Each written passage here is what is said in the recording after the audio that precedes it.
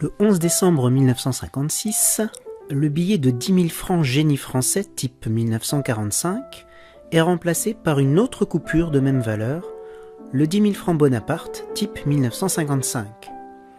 Ce billet est dessiné par Clément Serveau, déjà à l'origine de plusieurs autres billets imprimés par la Banque de France, et gravé par André Marliat et Jules Piel. Le choix de Bonaparte comme personnage central remporta les suffrages de la Banque de France, puisque celui-ci fonda l'institution monétaire en 1800.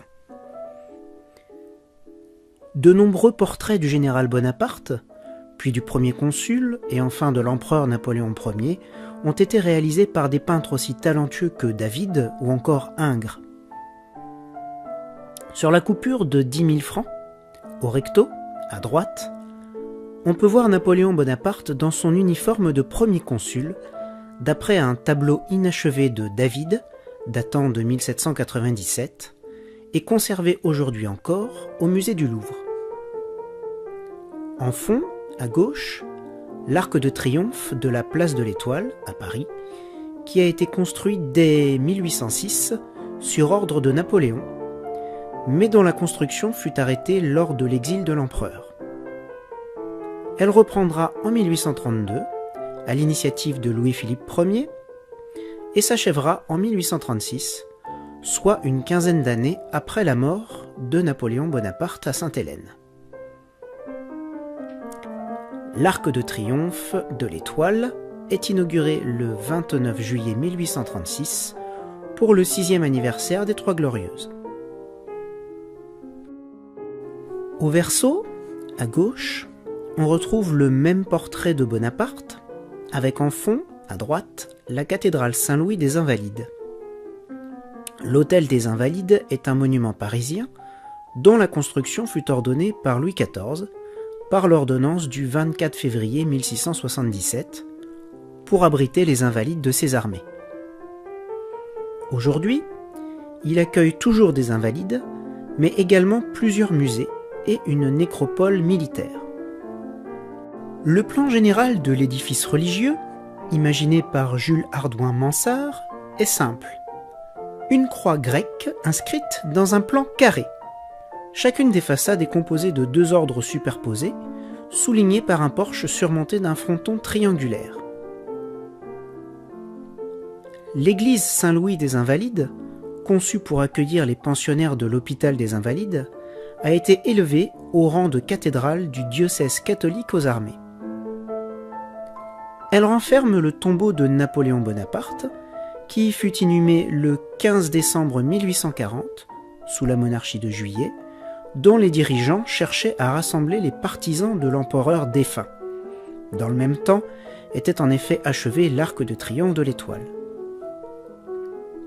Les cendres de Napoléon sont placées dans un monumental sarcophage en quartzite rouge de Finlande, lui-même reposant sur un socle en marbre noir provenant de Sainte-Luce, l'ensemble étant placé dans une crypte ouverte, de forme circulaire, pratiquée au centre de la cathédrale Saint-Louis, sous le dôme. On peut aussi observer, à gauche, une gerbe de drapeaux issus de la Grande Armée, en particulier les armées d'Égypte et d'Italie, et l'étendard choisi en 1953 par le général Blanc, alors gouverneur des Invalides. Ce billet fut imprimé de 1955 à 1958, puis retiré de la circulation à partir du 4 janvier 1960, date à laquelle il est remplacé par une coupure identique, mais libellée en nouveaux francs. Les 10 000 francs d'origine deviennent ainsi 100 nouveaux francs, suite à la réforme économique décidée par le général de Gaulle, revenu au pouvoir en 1958, et qui confie au ministre des Finances Antoine Pinet et à l'économiste Jacques Rueff la mission de créer un franc lourd, en parallèle à une nouvelle dévaluation de 17,5%, la 7e depuis la Libération, qui fait que le franc ne pèse plus que 1,8 mg d'or. Ce nouveau franc, qui vaudra donc 100 anciens francs, est mis en circulation en 1960. Pour habituer progressivement les Français à ce nouveau franc, le billet de 10 000 francs Bonaparte est tout d'abord surchargé d'une contremarque rouge indiquant sa valeur en nouveaux francs. Cette coupure est émise entre le 15 juillet 1959 et le 4 janvier 1960, date à laquelle le 100 nouveaux francs Bonaparte est mis en circulation. Ce billet va alors être victime d'une contrefaçon restée célèbre. Le 17 juillet 1964, le commissaire divisionnaire Émile Benamou découvrit de faux billets de 100 nouveaux francs fabriqués artisanalement par un certain Czesław Bojarski, un Polonais réfugié en France durant la Deuxième Guerre mondiale et qui n'en était pas à son premier coup d'essai dans la fabrication de faux billets. Bojarski fut arrêté dans son pavillon de Montgeron, en banlieue parisienne, dans lequel on retrouva, sous le plancher, de nombreuses copies du 100 nouveaux francs Bonaparte. Ces copies sont considérées encore aujourd'hui comme un véritable chef-d'œuvre du faux monnayage. Pour ce forfait, Bojarski fut condamné à 20 ans d'emprisonnement et incarcéré à la prison de la Santé.